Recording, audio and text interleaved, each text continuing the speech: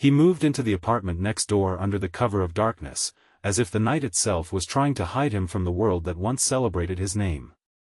No cameras, no flashing lights, no reporters shouting questions that cut deeper than truth, just a silent man dragging 2 suitcases and a lifetime of regret into a building that smelled faintly of old paint and forgotten lives. The neighbors assumed nothing unusual. Just another tenant. Just another story that didn't matter. But the truth was, he was running not from a place, but from everything he had ever been. If this kind of story about hidden pain, second chances, and unexpected kindness touches your heart, take a moment to like, comment, share, and subscribe to Echo Tellies, a channel built for those who still believe in humanity and healing through compassion. His name was Adrian Vale, once a celebrated investigative journalist whose face had appeared on magazine covers and breaking news segments. But fame has a cruel habit of turning into fire when truth becomes inconvenient. A single article, one he had written in pursuit of justice, had sparked a storm that cost powerful people their reputation and him everything else. Lawsuits followed. Sponsors disappeared. Friends turned into silence. And eventually, the world decided he was either a hero or a villain depending on who was speaking. Adrian no longer argued. He simply disappeared. The small apartment he moved into was meant to be temporary, a place to breathe until the storm of his life settled. But life rarely respects plans. The building was modest, worn at the edges, and filled with echoes of ordinary struggles. Across the hallway lived a single mother named Maylise Rowan, a woman whose life had been shaped by quiet endurance rather than dramatic collapse. She worked long hours at a nearby medical supply store, raised a 7-year-old son named Tuvin, and carried exhaustion in her eyes like an unspoken language. From the very beginning, Maylise noticed the odd man next door. He was polite but distant, always avoiding eye contact, always leaving his door slightly ajar as if he feared being trapped inside. He carried grocery bags awkwardly, like someone unfamiliar with simple routines. And most notably, his laundry habits were nothing short of disastrous. Whites came out gray, colors bled into one another, and sometimes clothes were left in the shared laundry room long after cycles had finished, as if he forgot they existed the moment he walked away. The other tenants complained quietly, but Maylise simply observed with a mixture of curiosity and reluctant sympathy. Life had taught her not to judge people too quickly.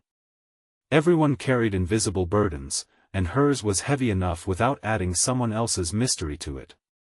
Adrian, meanwhile, was trying very hard to become invisible. But invisibility is difficult when you are unfamiliar with the simplest rhythms of normal life. He had spent years chasing corruption across cities, never staying long enough to learn how to live in one. Now, stripped of identity and purpose, even laundry machines felt like complex machinery designed to mock him. Days passed in uneasy rhythm. Maylise juggled work, school pickups, and late-night budgeting at the kitchen table while her son drew superheroes on scraps of paper, always insisting that one day he would become someone who saved people. Adrian watched them sometimes from his window, not in a way that felt intrusive, but in the quiet way lonely people observe warmth from a distance they believe they can never cross. Then came the night everything shifted. A sudden storm tore through the city, cutting electricity across the neighborhood. The building groaned under the wind, and the hallway lights flickered into darkness. Maylise had just returned from an exhausting double shift when she realized her son had developed a high fever. Panic moved faster than thought. The pharmacy was closed. The roads were flooded. And she was alone. She knocked on doors, but no one answered.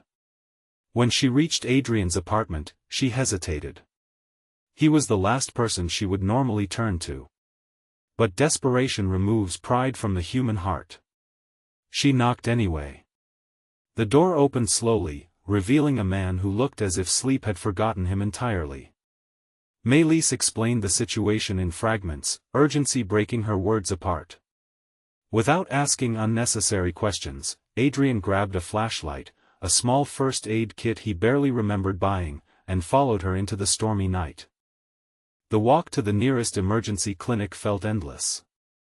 Rain soaked through their clothes, wind pushed against them like an unseen force, and Maëlys carried her unconscious child as if every step was a silent prayer. Adrian stayed beside her the entire time, shielding them from the worst of the storm, offering steady presence rather than comfort he didn't know how to articulate. At the clinic, doctors acted quickly. Tuvin had a severe infection but would recover with treatment. Relief collapsed Maëlys inwardly, leaving her standing in a waiting room that suddenly felt too large for her fragile strength. Adrian sat across from her, silent, drenched, and visibly uncomfortable in emotional spaces.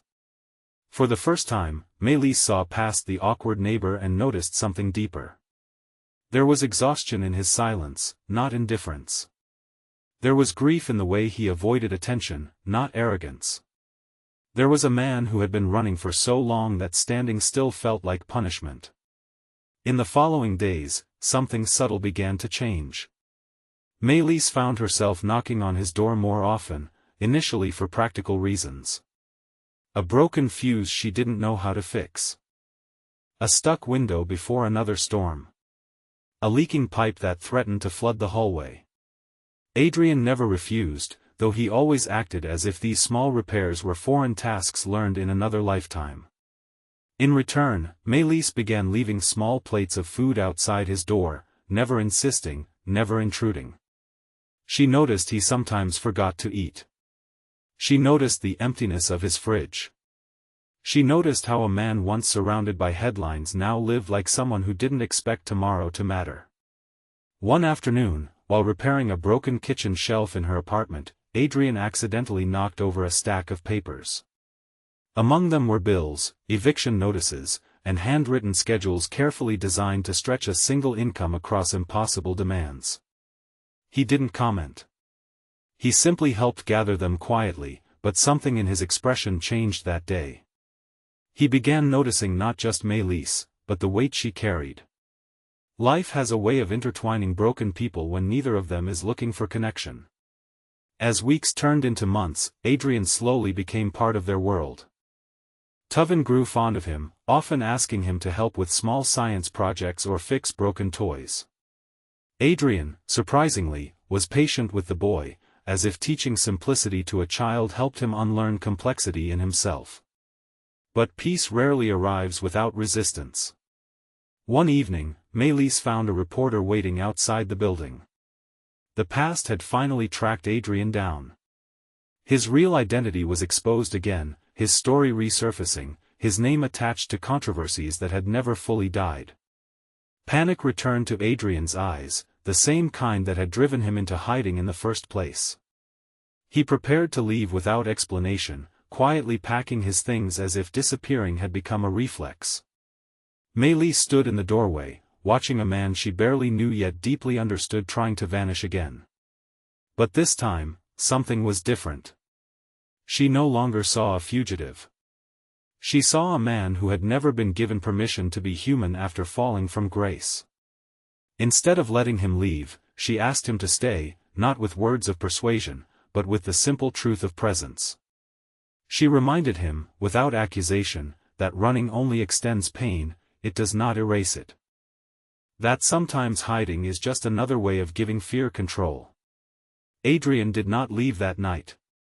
In the days that followed, he made a decision that surprised even himself. Instead of running, he wrote. He began documenting everything that had led him here, the truth behind the article, the retaliation, the corruption, and his own mistakes. Maëlys helped him organize his thoughts, not as a journalist, but as someone who understood the importance of survival through honesty. The work was not easy. There were nights filled with silence heavy enough to suffocate. There were moments when Adrian questioned whether truth was worth reopening wounds. But each time, he looked at the small life unfolding in the apartment across the hall, a boy sleeping peacefully, a mother collapsing into brief rest after endless work, and remembered why stories mattered. Months later, his new exposé was published. This time, it wasn't about destruction. It was about clarity. It exposed corruption, yes, but also acknowledged his own role in the chaos. It was not a redemption story written for headlines.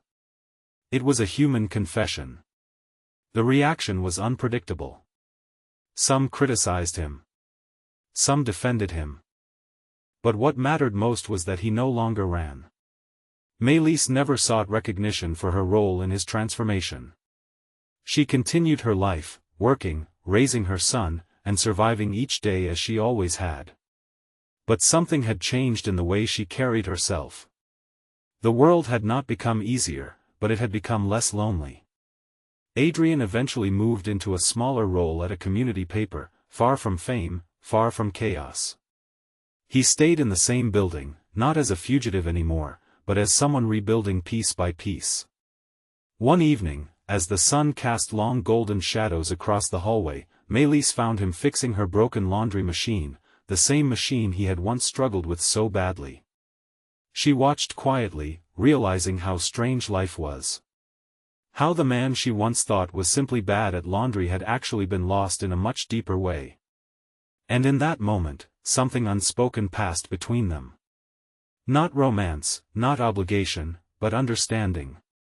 The kind that only forms when two broken stories learn to exist in the same space without trying to erase each other.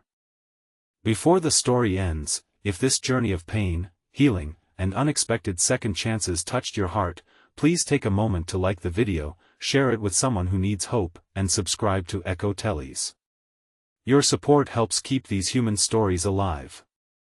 Just before we close, leave a comment below and tell us what you felt in your heart after hearing this story.